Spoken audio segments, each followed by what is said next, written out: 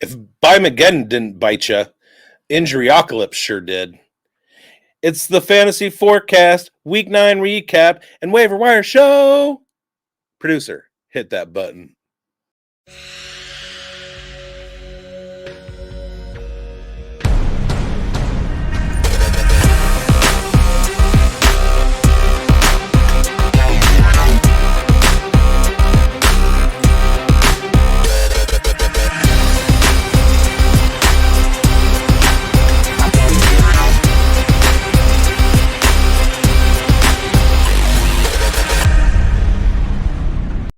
Welcome to another edition of the Fantasy Forecast with Grindberg and bigz. I am bigz. He is Grindberg. This is our Week 10 Waiver Wire show and Week 9 recap show.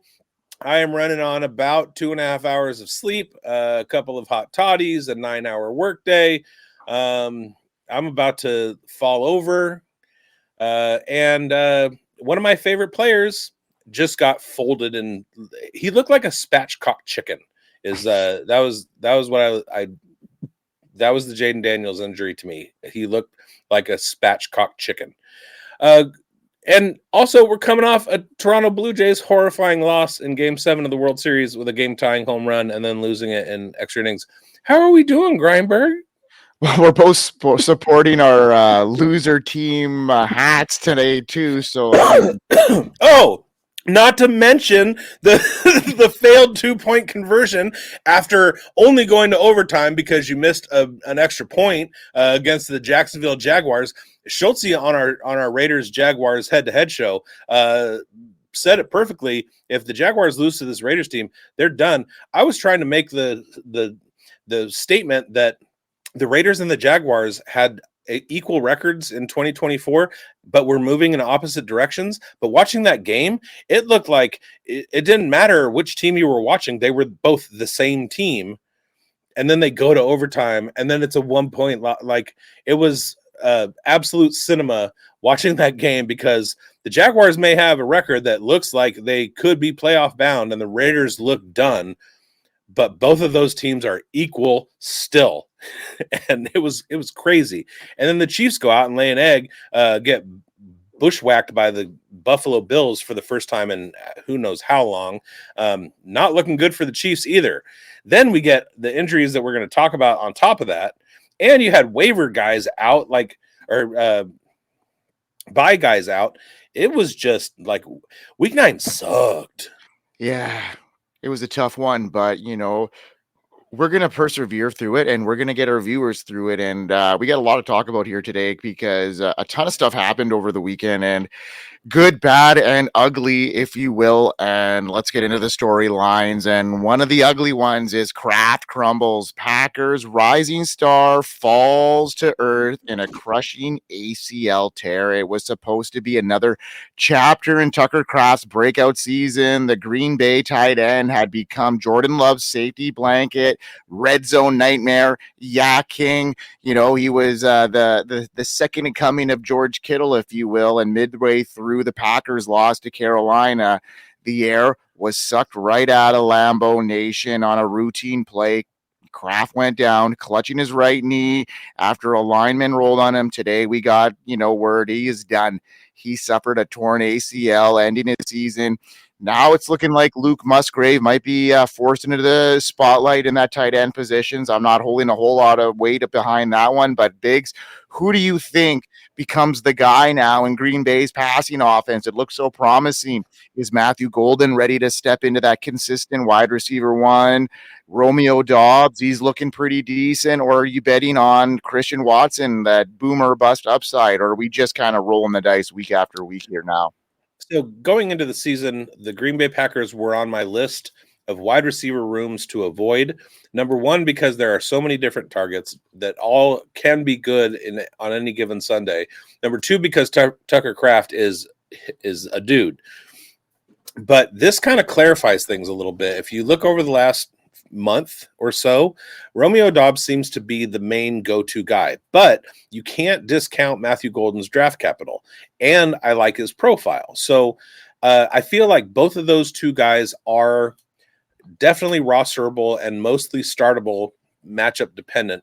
Packers had a rough one this last week. I don't know how, but it turned out to be rough.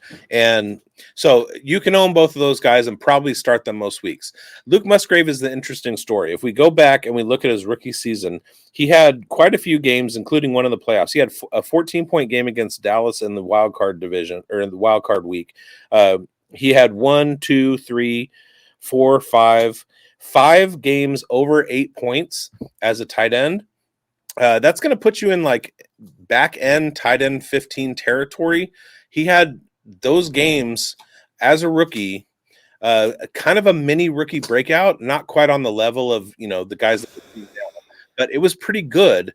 And then he got hurt and he basically had like a season and a half lost his job to Tucker Kraft. Sorry, I'm having pet issues.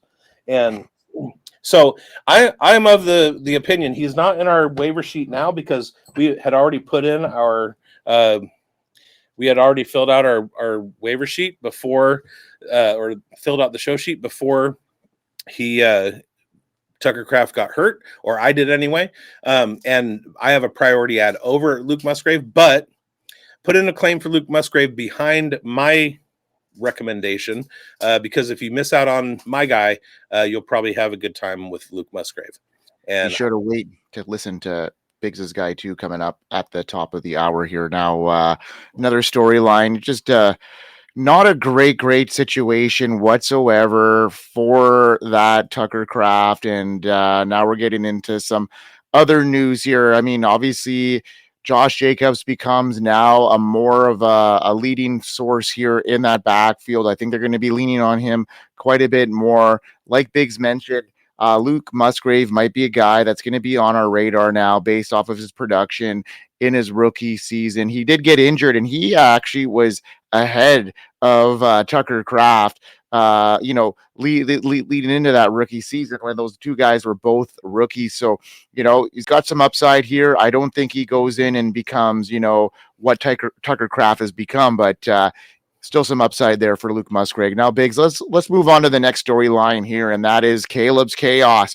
Bears shock the Bengals in final seconds as their young QB pulls off an historic show. What looked like another heartbreaking finish for the Bears turned out to one of the wildest endings in the NFL season so far. With under a minute to go, the Bears trailing 42-41. Caleb Williams uncorked 58-yard strike to Colston Loveland, who shrugged off two defenders. What a great play. Cincinnati on the other end of the ball turned back the clock. What a game by Joe Flacco. 470 yards, 4 touchdowns. This was a game for the ages, back and forth. Huge performances from guys like Kyle Monangai. DJ Moore was back to his old self, passing score, 72 receiving yards. Now, after watching Caleb Williams bigz pull off that late game miracle and this offense pulling up 576 yards, are the Bears starting to look like a legitimate fantasy gold mine? Who are the must-own players in Chicago's attack right now? Is it open? I mean, it's tough to gauge every week because now we saw what Roma Dunze did this week, 0 catches. What are we doing here with Chicago when they're putting up points like this? Like I talked about before with the Green Bay Packers, the Chicago Bears were also on my list of players that were tough to own because of the diversity in their weapons. I remember specifically talking about it in preseason shows going, you're not going to know who to count on each week. And guess what happened? Everybody that for the last month has been saying, Roma Dunze, wide receiver 1 season. They got goose egged. DJ Moore did nothing. Luther Burden is a no-show. Caleb Williams didn't do that by focusing on one player. So it's still hard to read because you want to say Roma Dunze. That's what the bones have said. That's what the tea leaves have read for the last month. And that didn't happen this week. And goose eggs are hard to deal with, especially in fantasy. Like, you don't want to start a guy who's the target leader on the team for a few weeks in a row and watch him come out with a 0. That's like super hard. That's a hard pill to swallow. I do want to go back a few weeks ago. I told you that Caleb Williams was a priority ad because he had some pretty good matchups coming up. And that kind of fell flat on its face against New Orleans, 5 points, against Baltimore, 12 points. But he sure showed it this week. And again, he's got the Giants next week. That should be a good matchup. And then he's got San Francisco, which is a good matchup in week 17, which is a lot of fantasy playoffs. So he's still a good quarterback to roster. You're just going to want to sit him weeks 13 to 16, probably. As far as a legitimate fantasy goldmine, I still haven't wavered on my take that it's hard to own any one person in this pass receiving core because you don't know who to rely on week to week. And we saw that play out this week with DJ Moore and Rome Odunze.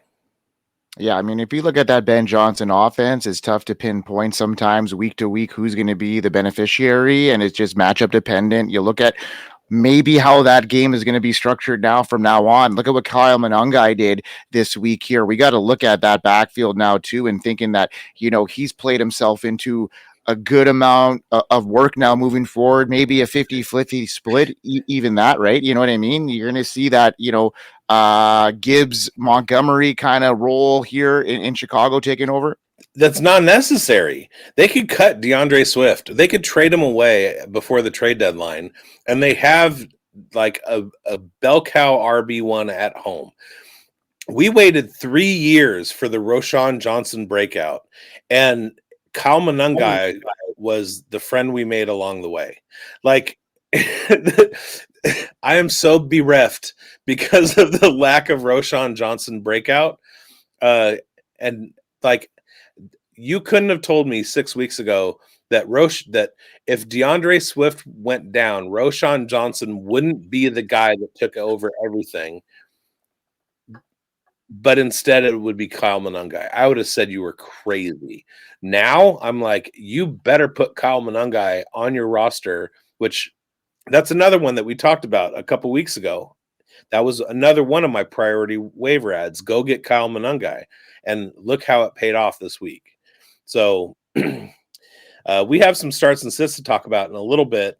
And some of those didn't quite work out the way that we thought they would.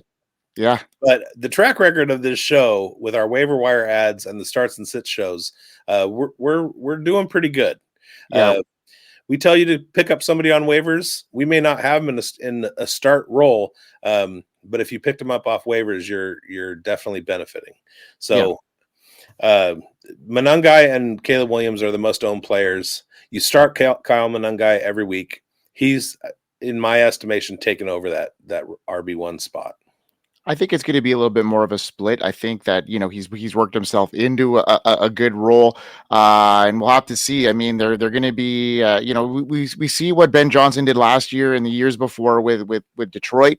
I think he likes having the two running backs, and I think that they're going to preserve each other. But obviously, I think Monangai has been very efficient with his opportunities, and I think he's certainly could by end of season position himself to taking over that backfield fully. Spoiler alert, that's what I said about the Carolina Panthers. Yeah, I mean, they got to go where the money is at first, right? And then they're gonna you know, look at the money, and then they're going to look at the production, and then also that's what I told you about David Montgomery. You were super high on Gibbs, and I was like, whoa. David Montgomery is still a thing.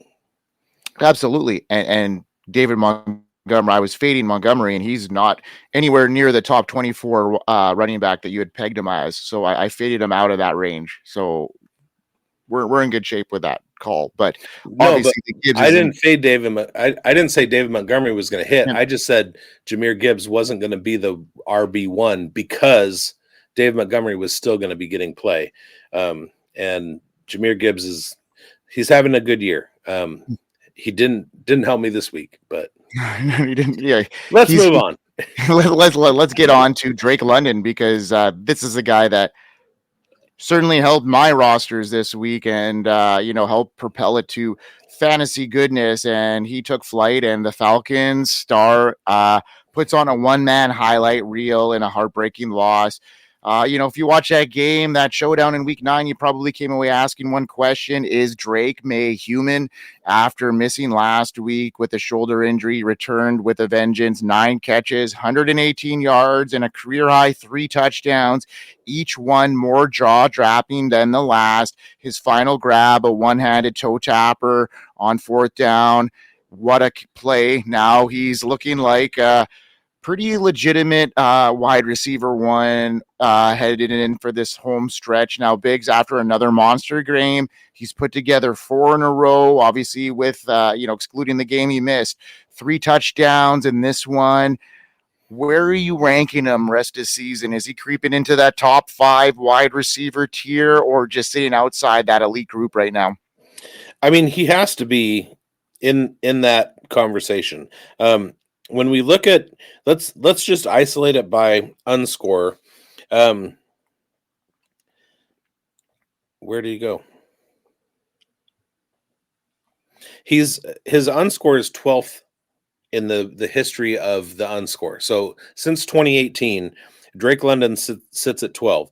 I'm of the mind that it's not a terrible idea to take the top 12 of the historical unscore and make that your top 12 in fantasy, with the exception of a couple people like Devontae Smith, Jerry Jeudy.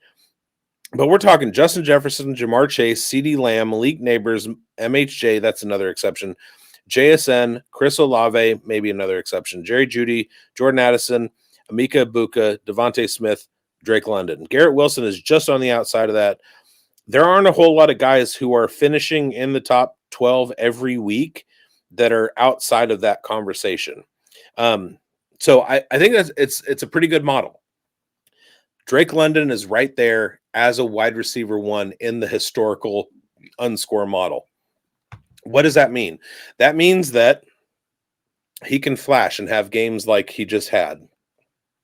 He can also, quote unquote, disappear and wind up as wide receiver 15. I think over the course of a full season with somebody who's healthy, they have the upside to finish as a wide receiver one multiple times, which Drake London has. And when they have a bad game, they're still in the teens. That's definitely somebody who's in the top 6 conversation. Now, looking at the numbers of his relationship with Michael Penix, he has more top finishes with Michael Penix as quarterback than he has in his career so far. That includes Marcus Mariota. That includes Kirk Cousins. He and Penix are a thing. And Kyle Pitts and Penix are a thing.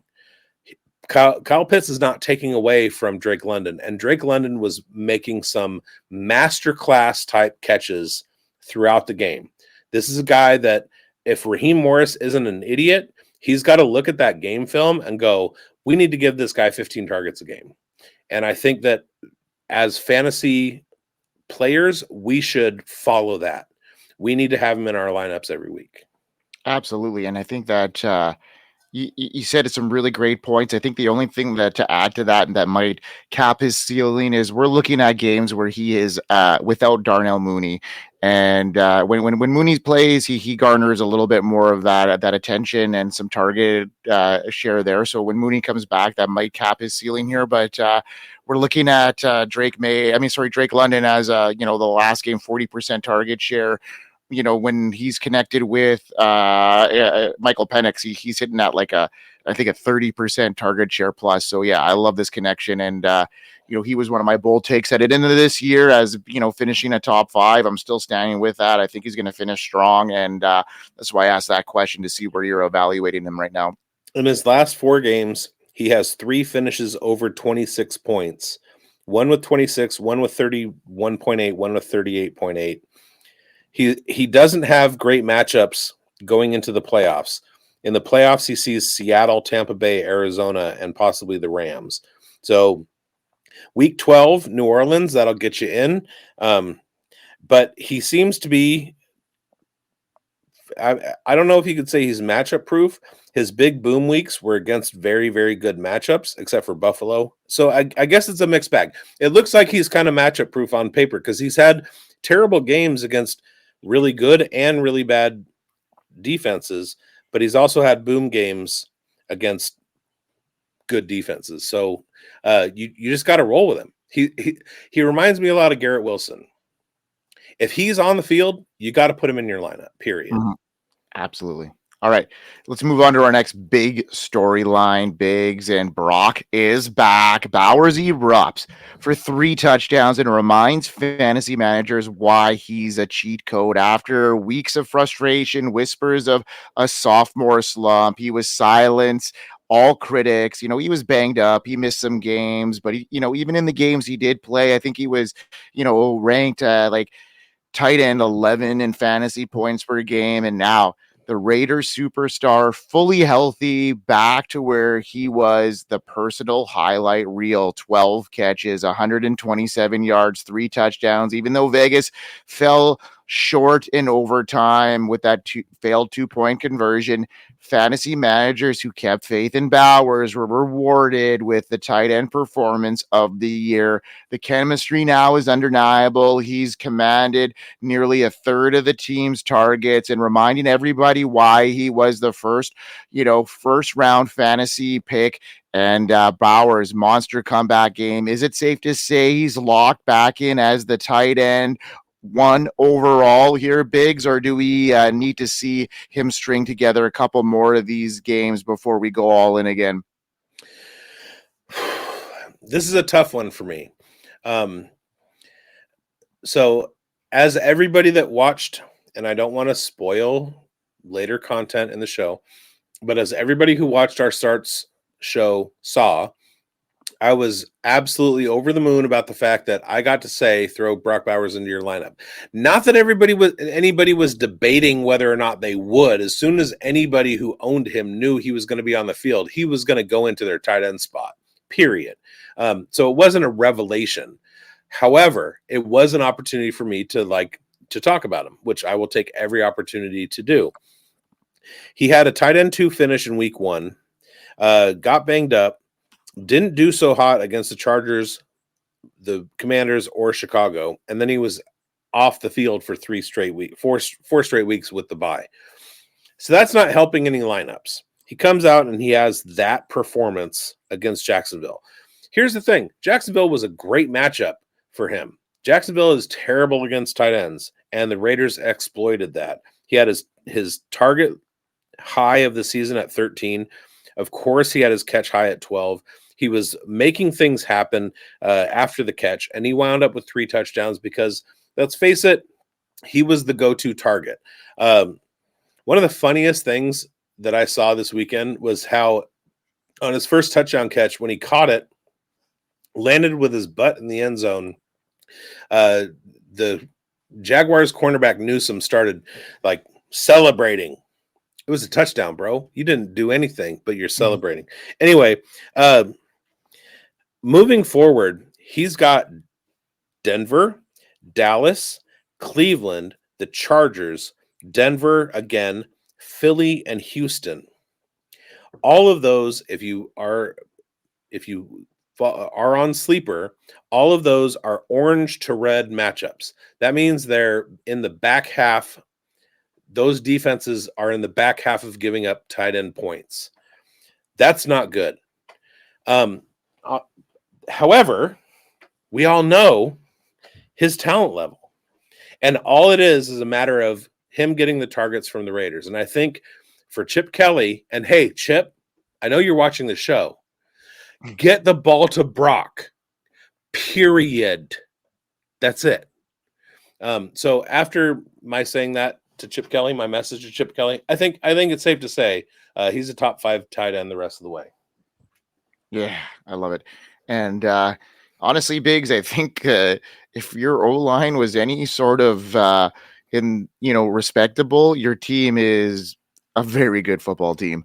All that Gino needs is time for the deep, fast guys to get down the field, and that'll open up the game for Ashton Genty. The problem has been Chip Kelly's play calling. He calls a run on first down every time. If I was a defensive coordinator, I would be calling a defensive run blitz every first down. Genty then, because of a poor offensive line, gets 3 yards. Then they're in a pass situation immediately. why don't you kind of open up the playbook, pass the ball on first down? Geno is a very efficient quarterback when it comes to play action pass, and he's good with deep balls. These are things that Chip Kelly is. It's almost like Chip Kelly has a blind spot to Geno Smith's talent level and what he can do with the ball. He threw one interception this week, and it's like, oh no, Geno threw another one. And then you're like, oh, well, at least he only threw one. But then when you go back and you watch the play, Michael Mayer didn't come back on the ball, which he should have done. And he said it in the post-game press conference, I didn't come back. That one's on me, not on Geno. So it's Geno played a fairly flawless game, which is what we expected. There might be good things ahead for this Raiders team. The problem is their schedule. They have one of the worst schedules moving forward. It's not going to be pretty. I don't see them winning another game at all. Yeah. And but they're going to have to throw the ball to Brock and give the ball to Genty. And so own those two guys. Love it. Make trades if you have to. Well, and then our last monster, I guess there's a couple more storylines we could hit, but we're going to try and talk a little bit about them through the studs and duds and the other part of our show. But the last big storyline we want to hit tonight is Dan Quinn's nightmare. We look at Jaden down, Commanders crumbling, and fantasy managers now in panic mode. Week 9 turned into a full-blown horror show for Washington fans and fantasy managers alike. The Commanders head coach admitted he missed it when he failed to pull Jaden Daniels before the drive. I'm not sure that's going to make any difference. You're not going to pull your star guy, even if you're not like within the game at that stage. You add in Terry McLaurin's nagging injury, and they're just aging. There's a lot going wrong here for the Commanders.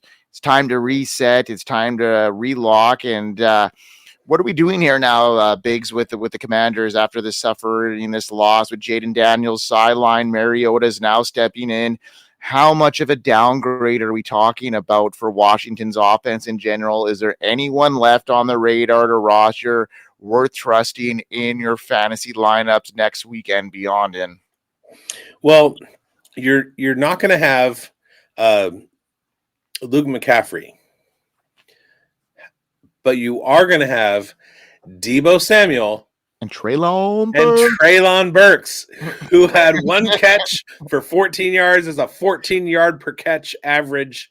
And actually, based on DVOA and efficiency metrics, the Commanders have been better with Mariota on the field this year than they have with Jaden Daniels, which is kind of surprising.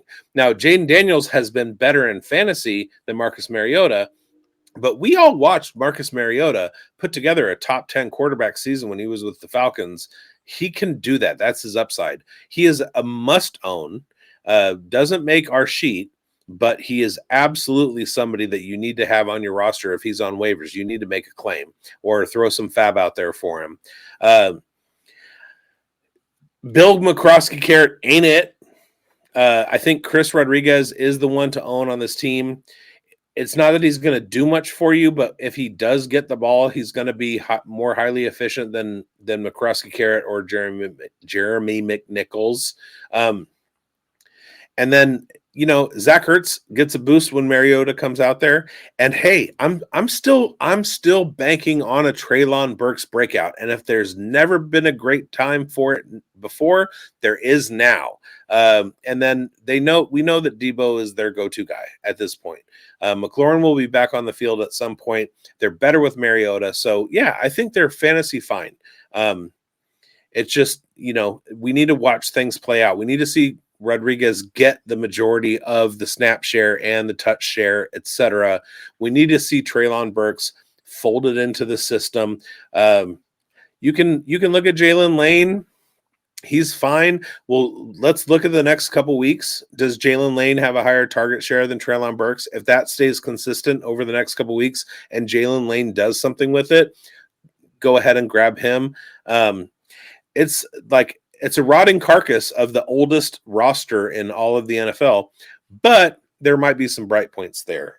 So look at it. And right now, I'm going into my home league and I'm changing Jaden Daniels' nickname in it is Smooth That was a nickname that was given to him in college. I'm changing it to Spatchcock Chicken. Spatchcock chicken. All right. I like it. I like the call. I liked some of my calls last week, but I did not like a couple. And now we're in some ownership time of our week, and probably my worst week as a predictor here, and it just didn't go towards plan for me. It did not. Yeah, I told everybody to. Well, I mean, couple hits. I mean, sit Ja'Cory Krosky Merritt. That did not pan out for him. I told everybody to sit Cortland Sutton. He had one catch, but it ended up being a touchdown. I still call that a win because certainly wasn't in the top 24. And then I told everybody to start DK Metcalf, and that was his worst game of probably his career. And Kamani Vidal also was not a start in a really easy matchup that should have been there for him. So I'm going to reassess my starts and sits, and hopefully it'd be better and back up to my 75% hit rate as I was. So 50 ain't bad, but not my best week for sure.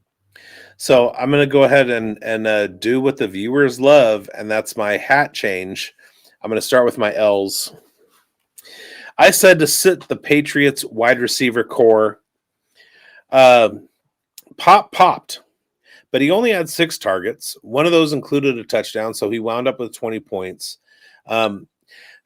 My overall point was we don't know with Booty out there, Hunter Henry, Pop Douglas, we don't know who the guy to count on is. Now, if you had a need to put Pop Douglas in your lineup, then you were fine. If you started him over somebody or started somebody else over him, because I said don't start Patriots wide receivers, I apologize for that because there was not any. There wasn't an analytical read on who was going to be the leader. Booty has been the leader, but it was Pop that came out this week. And Booty was a late scratch as well, so that probably was a reason that Pop ended up popping. Sure. And so I'm wearing the L hat. However, I'm going to call it a push for me and my heart, but for viewers who may have sat Pop, for somebody that underperformed, I'll take the L. I also said sit Rico Dowdle and Chuba Hubbard both. I'm sorry if you listened to that, but my reasoning was good. I said we don't have a clear picture on how this backfield share is going to work. Now we have a clear picture of how that backfield is going to work. Rico Dowdle, like we all thought and hoped, is the lead back. Chuba Hubbard takes the back seat. We wanted that, but we didn't know that was coming this week because of what happened the week prior when Hubbard came back on the field, and they had a pretty equal snap and target share or touch share. So again, I'm going to take the L on this for the viewers, but in my heart, it's a push. All right. Now, here we go. Got the dubs. To the W's, I said to start Michael Pittman. And guess who had a top 10 wide receiver finish in a shootout against Pittsburgh, wherein Daniel Jones turned back into a pumpkin? Sorry, Cinderella. The shoe didn't fit. Michael Pittman, top 10 finish as of Monday. That was a pretty fantastic call of mine. That's a W. And then, of course, Brock Bowers. Okay, so I'm not going to take the win on Brock Bowers because, A, everybody who owned him automatically put him into their lineups. B, he was not available as a waiver pickup. He shouldn't have been, so he probably wasn't. So it's not like you lucked into it.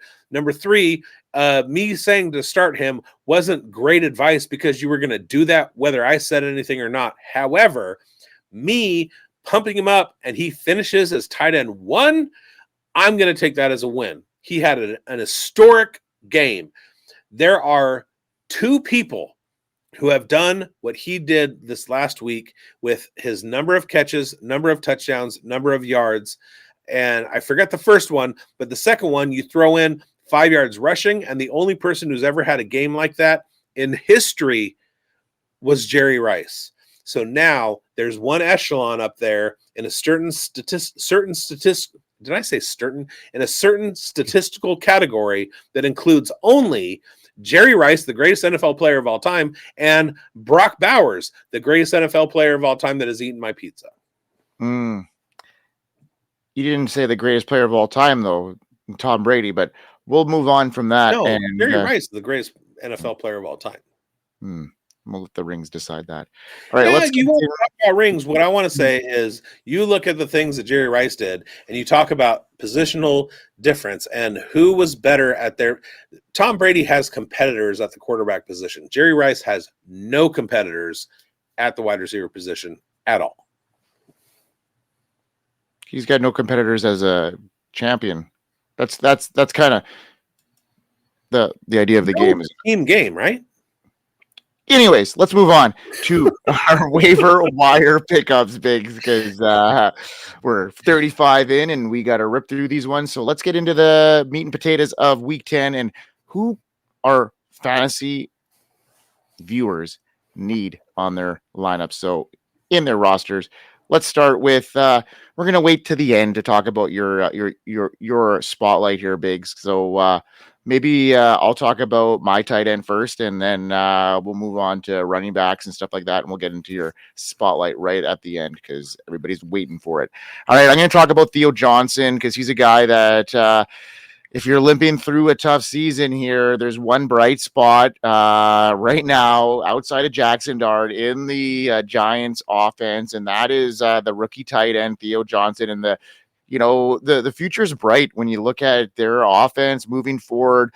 Rookies, Theo, Cam Scadabo, Jackson Dart, these guys are all rookies and they're going to be headed into their second year looking great. And Theo Johnson came in and he's looking like he's the second in command for target share, and that could even become number one by the end of season if that chemistry with him and Jackson Dart continues to blossom. 5 touchdowns in his last 6 games. That's big for a rookie. He's got 27% target share in week 5, averaging 5.8 targets per game since week 4. That's great production here, and especially at this position. Obviously, there's a couple other guys that we're looking at on the waiver, but Theo Johnson is a guy that if bigz's guy is still isn't around, he's a guy I'd be looking at picking up on top of Luke Musgrave as well that bigz mentioned. But yeah, Theo Johnson for me. Well, our viewers will already have Theo Johnson because in a previous waiver wire pickup show, I told you all to go grab Theo Johnson. Quick question, Mike. Do you know what Jackson Dart ranks since he started as QB? Like, what is his fantasy QB ranking is since the first week he started? 3. Jackson Dart, who we on this show have been pumping up since preseason, since the Senior Bowl, have told you all to draft, have told you all to pick up on waivers, have had shows surrounding totally involving Jackson Dart in Dynasty and redraft, all of it. We've been telling you for months to own him as a quarterback. Since his first game that he started, he is QB3 in the NFL. Theo Johnson, who is second year, by the way, he and Malik Neighbors were 2024 draftees. Theo Johnson is for real. We were just waiting on the breakout. And a few weeks ago, I told you to go grab him. So you already have him on your roster. But if you didn't listen to me, listen to Mike. It's kind of like Hans and Franz. Hear me now, believe me later. Yeah. Listen to Mike. Go grab Theo Johnson. All right, bigz. Why don't you get into your wide receiver pickup this week? So a funny thing happened watching Daniel Jones turn into a pumpkin and DK Metcalf having an absolute trash game. Aaron Rodgers started peppering Calvin Austin with targets. We talked about Calvin Austin in the preseason, and Chev and I have been high on Calvin Austin for a long time.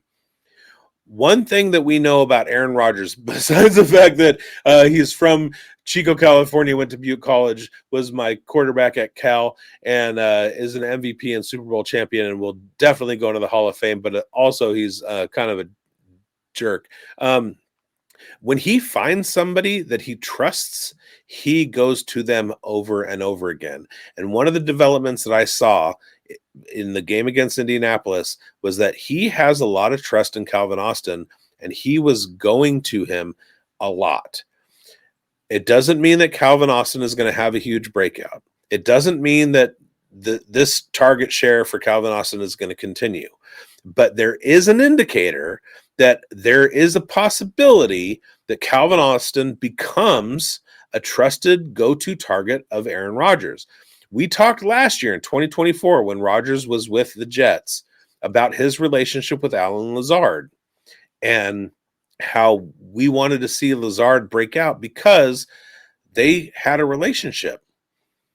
This is another similar situation. We saw what happened. It took Davante Adams 3 years or 4 years to get that relationship with Rodgers. But once it happened, Davante Adams became a Hall of Famer. This may be the cusp of a beautiful relationship. So I want Calvin Austin on all of my rosters this week. There you have it. All right. I'm going to talk about a couple wide receivers, kind of in tandem here. Both these guys that, popped last night in the late afternoon games. I'm going to touch base here. I'm going to prioritize this guy after I do my spotlight video.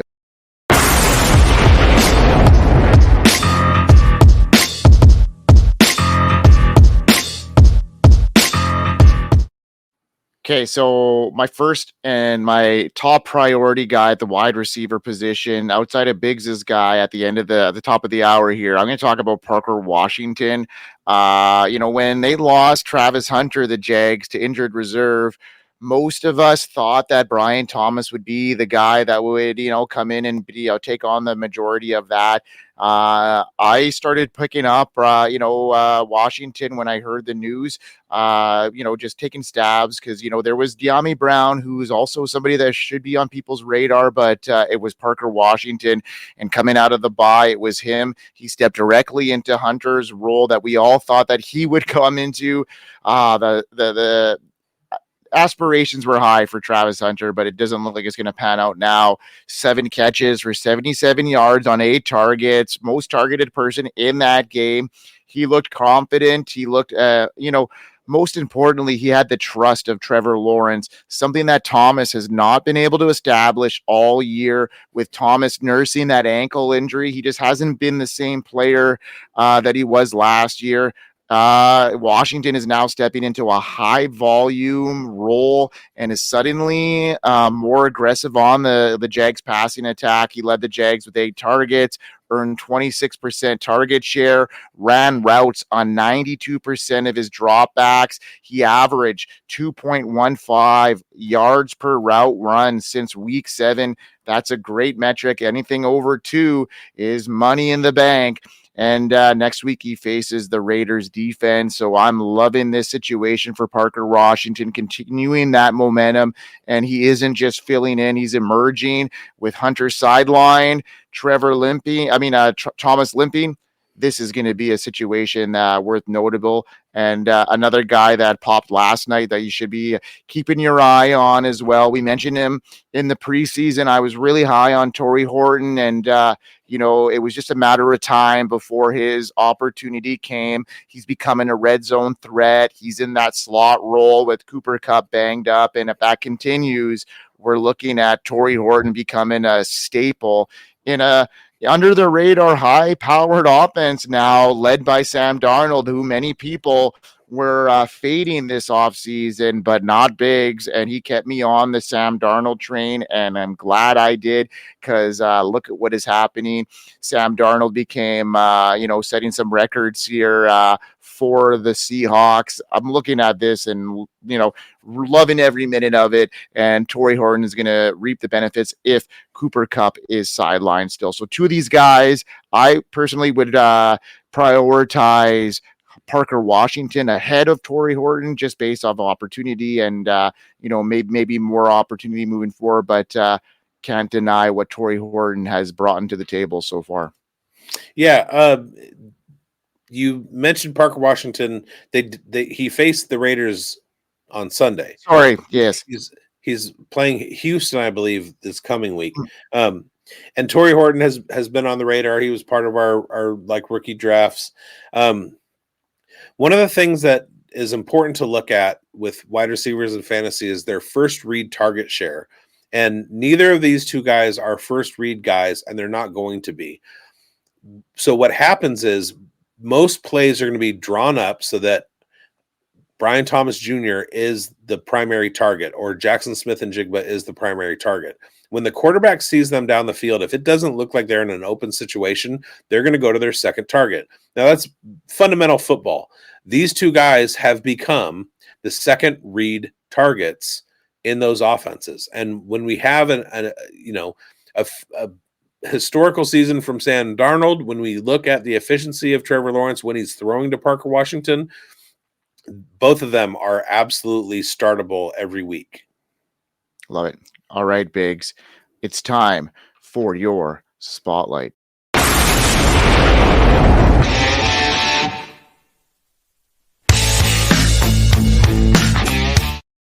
But I didn't even get to my running back. We're going to end with running backs. So here's the thing. I was watching football on Sunday morning, and I heard I watch multiple boxes, and I have Red Zone, and then I have 3 other games that are on, and there's a lot going on, and my ears pick up stuff. Plus, I'm sometimes trying to go back to sleep, and I'm coming off of the Breakfast with Big show, which I told somebody to start Parker Washington on Sunday morning on Breakfast with Biggs, which is exactly why you should be watching the show. Also, I hope that my start or sit question for you worked out, because you asked me one. I hope it worked out. I don't remember what it was. Anyway, so I hear something in my ear, which is usually how that works. Cole Kmet leaving the game injured. And my brain immediately jumped to Colston Loveland now becomes the primary tight end target on the Chicago Bears offense. You can verify, Mike, I've never filled out a show sheet so early. I immediately went to the show sheet and put Colston Loveland in. And then what happened? Colston Loveland scored a touchdown. And I was like, cha-ching. And then they go to late game. Chicago's driving, and he has an absolute incredible catch and run to win the game. I was on Colston Loveland before any of that happened. The message there is you have to have Colston Loveland on your team, and he's available in 90% of ESPN leagues or more. So make it happen, because you just lost Tucker Kraft, or you're struggling at tight end because whatever, or you drafted Michael Mayer because he was filling in for Brock Bowers, and now Mayer's not doing much. Go get Colston Loveland. Do it this week. It's time. He's going to be a thing. This rookie tight end class is ridiculous. And we knew it headed in, and we got a lot of shares of them, so we're reaping the benefits in all of our formats. Okay, let's get into our running backs now. Biggs, my running back waiver wire ad is somebody that's kind of been under the radar because he was on a bye last week and quietly sat there waiting to step in what could be an opportunity here of this season with rookie standout Quinshon Judkins. He's nursing that shoulder injury. We're still not sure if he's going to play this week, and this will suddenly open the door for Dylan Sampson. And we talked about him on the show earlier this year. Obviously faded when Judkins came back, but now when Judkins left that game in week 8, he played 19 of 27 snaps since the exit, and played more than Jerome Ford. We know what's going to happen here. If you blink, you're going to miss him. And Sampson will surface up here. He's got that upside with the catching back too. Played 70% of the snaps after that injury. 20 receptions for 133 yards and a touchdown this season. Has that upside there. Averaging 4.9 yards per carry as a receiver. And he faces the Jets off defense in week 10, which ranks bottom 10. And if he can get into the lineup here as the starter, he could be a guy that is, putting in your lineup as an RB2 with some upside here. So with that patch catching profile. So I'm liking a buy low window here. And get yourself some Dylan Sampson if you can, if he's still on your waiver wire, especially now if Judkins does miss this game. So by all indications, Judkins is going to play. That doesn't take out Dylan Sampson's fantasy relevance. This is a guy who has the profile of a 3-year declare, which is you want to see that from running backs. He also was, I think he was the second youngest. He also was the fastest. So he's got a profile that screams like this guy is going to be a thing. He may not get the snap share immediately, and Quinshawn is back, but he's absolutely rosterable. There you go. Yeah, they're still very skeptical. We're not sure what is going to happen. They're hopeful for Quinshawn, so this is just kind of like a deep dive stash at this stage. And hopefully, if Quinshawn doesn't play, you have him, stashed away, and he's an automatic start there against a weak matchup here in week 10.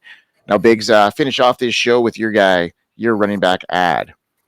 All right, my running back ad is Blake Corum.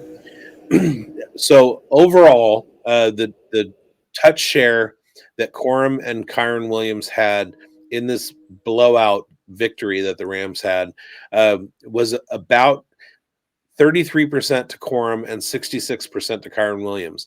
The thing is, though, that it was they did leave Williams off the field and go multiple times to Corum, and he was very, very good when he got the ball. What that says to me is that if at any point in the next few weeks something happens to Kyron Williams, Blake Corum is going to be the guy that they go to, and he's going to do well with the ball. He doesn't have the role that Kyron Williams has at the moment, but if something were to happen to Kyron Williams, and I've had a few of these guys over the course of this season where I was like, grab this guy and stash him, because if something happens to the guy in front of him, you're going to want to have him on your roster before it becomes a waiver where because you don't have priority or you don't bid enough fab for him. Blake Corum is going to be a guy that if something happens to Kyron Williams, he's going to be on this show as you make sure that you have him again. So make sure that you do it this week. Stash him. Drop somebody on IR. Make sure that you have him. By the way, Omarion Hampton might be coming back for the fantasy playoffs. So go ahead and make trade offers to struggling teams that have Omarion Hampton. Try and get him on your roster while he's still on IR, because he's going to help you if he comes back and you're in the fantasy playoffs. Yeah, I mean, and just look at how the Rams are playing right now. They're a legitimate Super Bowl contender. Matthew Stafford is playing some of the best football I think he's ever played in his whole career here. Same with the likes of Joe Flacco. It's incredible to see what these aged veteran quarterbacks are doing. And yeah, great call on the Corum.